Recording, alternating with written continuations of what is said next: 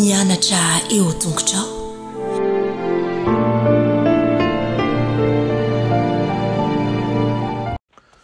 Fahameraba-tsika tsireray avy-indray tratra n'ity fotoana manokana izay andraisantsika ny lesona ho an'ny lehibe ity amin'ity anio ity. Misaotra n'Andriamanitra isika fa mbola nomeny an'izao fotoana izao ary koa nomeny fanahy masina ahafahantsika mahafantatra bebe kokoa mahakasika an'Andriamanitra. Aloha handerantsika ny amin'ny lesona anio dia hivavaka isika. Andriamanitra tianay tsara indrindra, misaotra anao izahay satria avy aminao ny hery rehetra, misaotra ny amin'ny fitiavanao, misaotra ny amin'ny herinao, misaotra ny amin'ny fahafahanao sy ny fitiavanao mba hifanerasera aminay ihany koa, ary misaotra hatramin'ireo fanomezam-pahasoavana sy ireo valim-bavaka izay efa omaninao anay.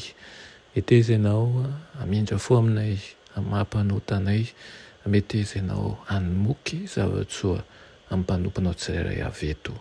Aminaran'i Jesosy, amen. Lohateny lesonantsika androany dia manao hoe ankasitrahan'Andriamanitra.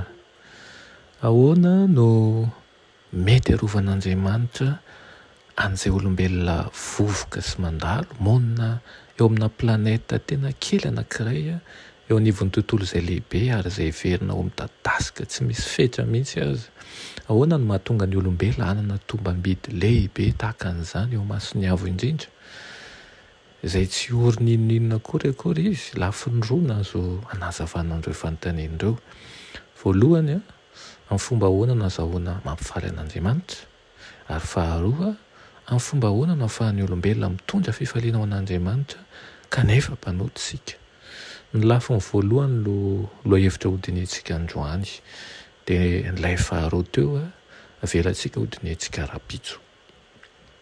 Hitantsika tamin'ny ampahan'ny omaly fa mahafaly an'Andriamanitra ny olombelona satria tiany, dia mihevitra n'izay mahasoa indrindra azy ireo izy tahaka ny olona rehefa aty sy miainy hafa ihany koa.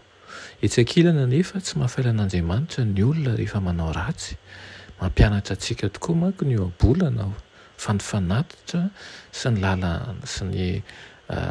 lalan'ny ratsy fanahy dia fahavetavetany eo mason'i Jehova hozy izy. Noho izy koa manao hoe ny fivavaky ny marina ny sitrany, ary izay fatra-panaraka ny fahamarinana hozy izy ny tiany.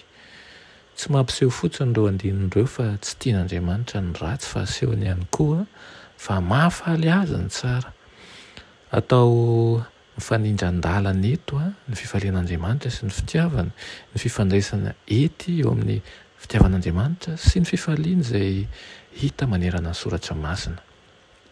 Izao koa nefa ny voalaza amin'ny Salamy 119:9 manao hoe Jehova tia ny marina. Dia hoy koa ny Koritiana 2:7 manao hoe ny mpanome am-pifaliana hozy izy no tian'Andriamanitra. Mareo aloha fa tsy milaza tsy akory eo andinin'ireo hoe ny marina ihany ny tian'Andriamanitra, na hoe ny manome amin'ny fifaliana ihany ny tiany. Tiany olona rehetra Andriamanitra, saingy mba hampisy heviny an'izay voalaza eto dia azo inoana fa zao ny tena tiana ambara, dia manao hoe amin'ny fomba manokana no hitiavan'Andriamanitra ny marina sy ny mpanome amin'ny fifaliana.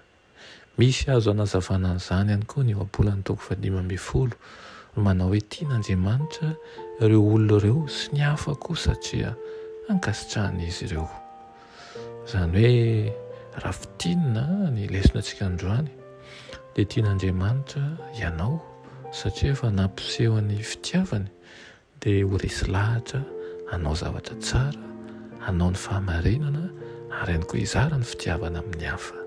Aokanenao ho tanana mitsotra hanampy ny hafa mpiara-belona fa tsy ny fanohatra amin'izany, ary tsy olona mankahala ny zavatra tsara fa mifikitra amin'ny fahamarinana sy ny fahombiazana hatrany. Amen. Andriamanitra tsara ny aiza-danitra, mbola misaotra anao izahay ny amin'izany teninao izany. Aoka tompo hitoetra ao anatinay ny fitiavana ny fahamarinanao, ary ampianaro izahay satria ny aina tao anatin'ny faharatsiana ka sarotra aminay ny ala amin'ny ratsy. Kanefa mihitsy matoky izahay fa rehefa ianao no mitantana ny fiainanay dia mahavita manao ny tsara hatrany. Anaran'i Jesosy, amen.